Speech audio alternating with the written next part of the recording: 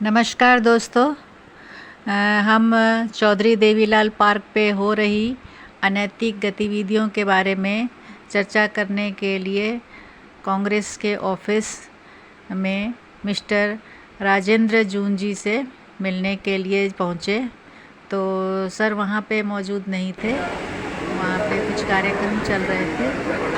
तो हमने सोचा कि उनके कार्यकर्ताओं से ही इस बारे में बातचीत की जाए और उन्हीं से पूछा जाए कि आखिर इस पार्टी का क्या एजेंडा है और वो इस बारे में क्या सोचती है और इस समस्या को सुलझाने के लिए वो क्या कदम उठा सकते हैं और किस तरह से हम इससे निजात पा सकते हैं और अपने बहादुरगढ़ सिटी को सुंदर बना सकते हैं, क्योंकि ये एक गंभीर समस्या है जो हमारे समाज के लिए एक नमस्कार सर, आप थोड़ा परिचय दीजिए ऑफिस का और ये उनके कार्यकर्ता क्योंकि आज सर उपस्थित नहीं है। किस तरह प्रार्थी कौन है? आप मैम शोर शराबे में सुनाई देगा नहीं।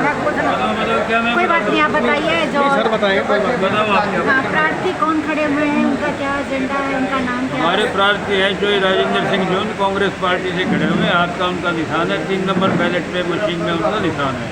वो पिछले 2005 से यहाँ रेगुलर लगातार एमएलए बनते आ रहे हैं। लोगों की पहली पसंद है वो। उन्होंने अपने समय में बहुत सारे डेवलपमेंट के काम कराए हैं। भूपेंद्र सिंह हुड्डा की जब सरकार नहीं थी 2005 से पहले, तो यहाँ क्राइम बड़े जोर शोर से था, ना कोई डेवलपमेंट का काम होता था। जब से भूपेंद्र सिंह हुड्डा यहाँ मुख्यमंत्री बने 2005 में डेवलपमेंट के बहुत सारे काम हुए, जैसे मेट्रो प्रोजेक्ट है, बाईपास का है, अपने फ्लाई ओवर्स हैं, अपने कॉलेज हैं लड़कियों का, थानों की बिल्डिंग, मिनी सेक्रेटरी और स्टेडियम बनाए गए बच्चों के खेल के लिए। तो बहुत ही डेवलपमेंट के काम जो हैं वो जो भूपेंद्र सिंह हुड्डा और राजेंद्र सिंह जून की जोड़ी ने किए हैं। और इसके अलावा एक बहुत बड़ा जो क्राइम का जाल यहाँ फैला हुआ था, उस क्राइम के जाल को तोड़ने का काम जो भूपेंद्र सिंह हुड्डा और राजेंद्र सिंह जून ने किया है। आज की डेट में आपको क्या लगता है, कौन से सुधार की विशेष आवश्यकता है समाज में? अरे समाज को सबसे बड़ी आवश्यकता कांग्रेस पार्टी की है, क्योंकि वही ताकतें जो क्राइम करती है रेगुलर, वही ताकतें जो वो अपना लगातार डेवलपमेंट को डिनाई करती है, वो इस 10 साल से काबिज हैं। उनको हटाने के लिए कोई भूपेंद्र सिंह हुड्डा और राजेंद्र सिंह जून जरूरी है। मैं आपको एग्जाम्पल के तौर पे बताता हूँ कि जैसे आप सोशल वेलफेयर की तमाम स्कीमों को ले लो। कांग्रेस के समय में हल्के में, चौपाड़ में, मंदिर में, धर्मशाला में, स्कूल में, चौराहे पे सरकारी टीमें जाती थी, लोगों के मैनुअल फार्म भर के लेके आती थी।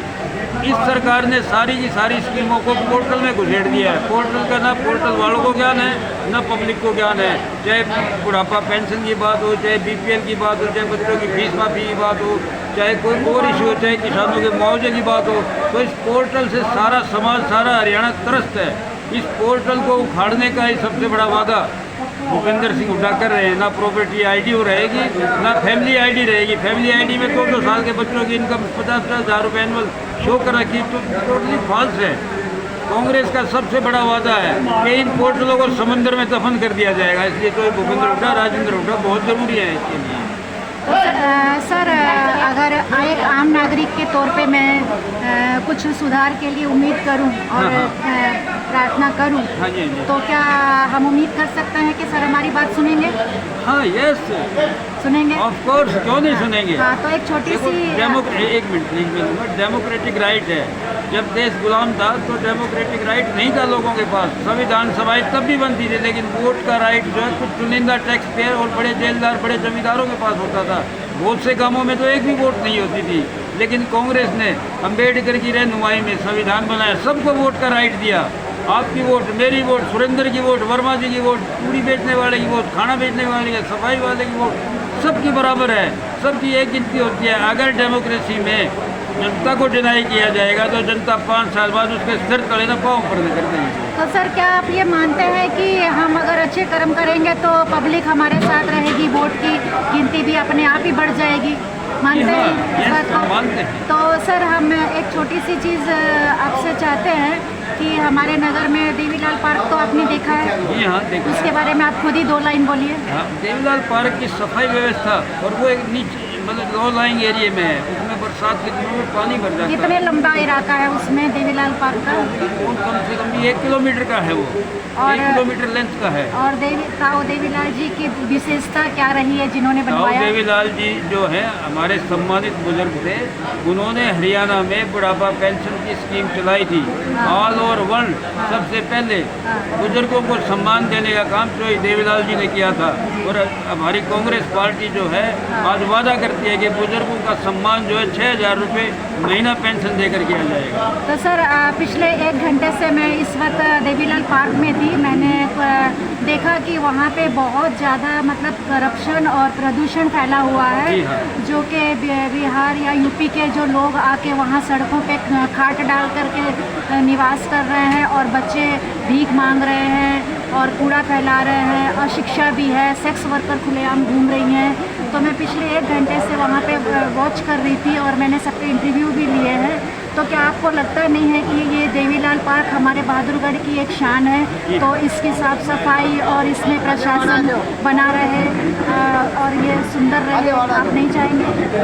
देखो, सबसे बड़ा जो मुद्दा है ना वो लॉ एंड ऑर्डर का है।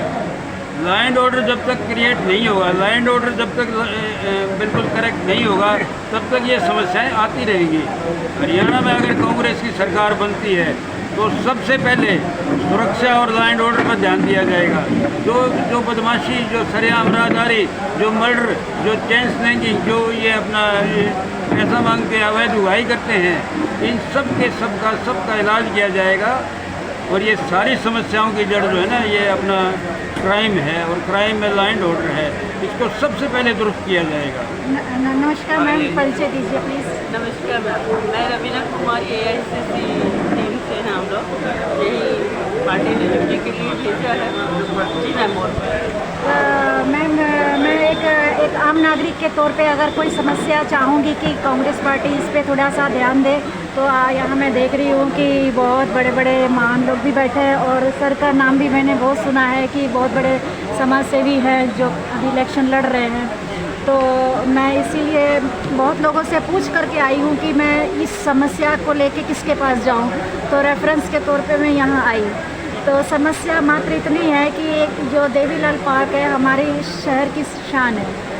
शाम होते ही कई लोग अपना वॉकिंग के लिए जाते हैं, है ना। वहाँ पे मैंने बोर्ड भी देखा, स्वास्थ्य और सफाई के ऊपर बोर्ड भी लगा हुआ है। लेकिन कुछ बुज़ुर्ग भी बैठे थे, उनसे जब हमने बात करी है तो वो कह रहे हैं कि सफाई हो या रख रखाव हो, अभी इन चीज़ों के ऊपर में बिल्कुल भी ध्यान नहीं दिया जा रहा है। वो तो फिर भी एक तरह से बर्दाश्त के काबिल है, लेकिन वहाँ जो यूपी बिहार से आए हुए बहुत सारे लोग जो सड़कों के किनारे बैठ चुके हैं, बस चुके हैं, और उनके जो बच्चे हैं ना तो स्कूल नहीं जाते, कुछ नहीं जाते, और सारा दिन वहाँ जो हुड़दंग मचाते हैं। और सबसे बड़ी बात है भीख मांगते हैं, क्योंकि हरियाणा में कोई भीख नहीं मांगता है। लेकिन ये जो बाहर से आके ये जो प्रथा चला रहे हैं, मुझे बहुत अचंभा लगा कि सब घेर लेते हैं भीख मांगने के लिए, तो बहुत अनकम्फर्टेबल फील करवाते हैं और गंदगी इतनी फैला रहे हैं। और आप विश्वास नहीं करेंगे मैडम, मैंने 1 घंटे से मैंने वहाँ वॉच किया है, बहुत सी सेक्स वर्कर्स भी घूम रही हैं, क्योंकि इनकम का साधन तो है नहीं, तो उन्होंने अपनी लड़कियों को इस काम में लगा रखा है। तो अगर एक आम नागरिक के तौर पे हम चाहेंगे कि इसके ऊपर कोई कदम उठाया जाए, क्योंकि कहने मतलब सुनने में आया है कि पुलिस उनके साथ मिली हुई है, इसलिए वो मतलब मेट्रो सिटी के ऊपर मेन मेट्रो सिटी के पास में स्टेशन के पास अगर इस तरह का जो अनुशासन का जो अवहेलना की जा रही है, गंदगी फैलाई जा रही है, कितनी कुरीतियों का वहाँ पर हो रहा है, मतलब बढ़ती जा रही है चीज़ें, तो इस पर कदम उठाना ज़रूरी नहीं है क्या मैम? जी बिल्कुल ज़रूरी है मैम। पहली बात तो देखिए 10 साल से हम लोग सत्ता से बाहर, तो इस चीज़ में हालांकि ये तो MLA हैं यहाँ के, लेकिन फिर भी जो ऊपर की सरकार ने जो ये है यहाँ पे BJP सरकार है, तो उनके अपने ही एक अलग एजेंडे है। जैसे आपने बहुत जवाब दिया कि इन सब का मेन मुद्दा बेरोजगारी है। हाँ, बेरोजगारी होने से सेक्स वर्कर, नहीं तो बच्चे का काम तो स्कूल में जाना है, भीख मांगना नहीं है, लेकिन उनके लिए स्कूल फैसिलिटी नहीं है, कोई स्कूल की सुविधा नहीं है, लेडीज़ के लिए भी कोई। हाँ, ये चोरी भी करते हैं, चेन स्टिचिंग करते हैं। तो उन लोगों को वो एक ऐसा कच्चा खड़ा है कि उसको एक मिसगाइड होकर वो कुछ भी कर सकता है, क्राइम तक भी जा सकता है। तो उनके लिए बेसिकली समाज सुधारक गृह बनाए जाएं, एजुकेशन पे काम नहीं, किया जाए। फिलहाल अगर हम ये उम्मीद करें कि इस तरह से जो उन्होंने क्या किया हुआ है, कब्जा सा कर रखा है जी जी और हमारे इस सुंदर सिटी को गंदा कर रखा है, तो एक आम नागरिक के तौर पे भी, और आप लोग तो चूँकि एक पावर में भी है, तो ज़रूरी नहीं है कि हमको इलेक्शन के बाद ही करना है। हम अगर अच्छा काम करेंगे तो हो सकता है कि पब्लिक अपने आप ही इस तरफ आए कि हाँ भाई देखो इतनी बड़ी समस्या। और राहुल जी तो सुरक्षा का, शिक्षा का, ये सब मुद्दे टाइम टू टाइम, क्योंकि जो पार्टी का जो एक्शन होते हैं ना सर, पार्टी का जो एक्शन होता है, जो काम होता है, वो गिना जाता है। गरीबों की समस्या के हमेशा जो समाधान हुए हैं वो कांग्रेस ने किया है। नहीं, यहाँ मैं पार्टी की बात नहीं कर रही, मुझे नहीं मालूम है।